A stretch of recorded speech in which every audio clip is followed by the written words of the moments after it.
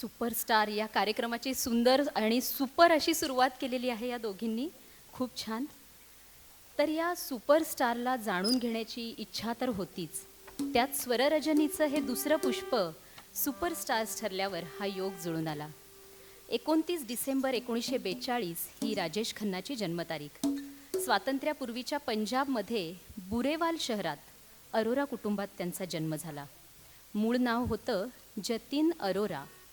काही कारणानं अरोरा कुटुंबियांचं त्यांचे जवळचे नातेवाईक चुन्नीलाल खन्ना आणि लीलावती खन्ना यांनी जतीनला दत्तक घेतलं आणि तो झाला जतीन खन्ना.